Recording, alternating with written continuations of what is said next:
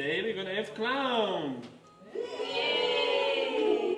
Are you ready for this? Yeah. Well, if you're not, remember that you asked it to put clown in the afternoon.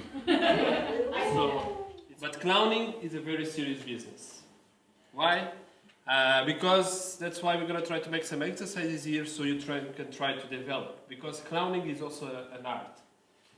When you become a professional clown, you need to have some experience and you really need to be able to give yourself the maximum possible. So a clown really exposes himself. So that's why we also say that it's also a very serious business. It comes already from ancient Egypt, ancient China, ancient Rome, and ancient Greece. So it's really far away in history. Of course, in that time it was not called clown, but there was already reports of people that used humor as a technique. So in ancient Egypt, for example, they have some kind of dwarfs that were trying always to animate the pharaoh and other people on the court. And then in the 16th century, then finally the word clown starts to come in use.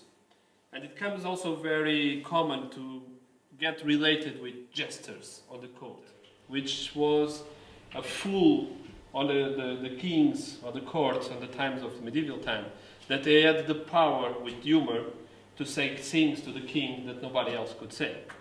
So in that period, the jester was the one that was always trying to entertain the kings and queens and all the other people that were important. The clown also, besides the jester, it starts evolving in very different ways, and then there's very many different kinds of clowns. As you saw, Mr. Bean, for example, it's one kind of clown that doesn't use makeup, doesn't use even a red nose, doesn't use anything, but it's a clown. The same way as Charlie Chaplin. There's also that kind of clown that it's like a hobo, that normally it's with a makeup, with a beard, very dark and sad. So, speaking of this, it's enough of theory, let's start practicing. Yeah? Just warming up a bit the body, just stretching.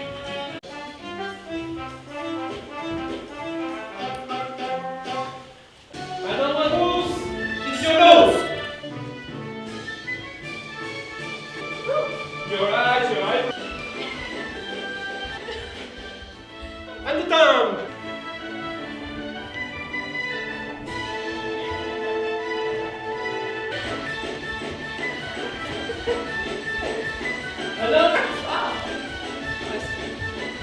Now, shoulders and knees and butts and chest and head. Everything moves. Try to move. Imagine that you are having electric shocks. What? Electric shocks all the time.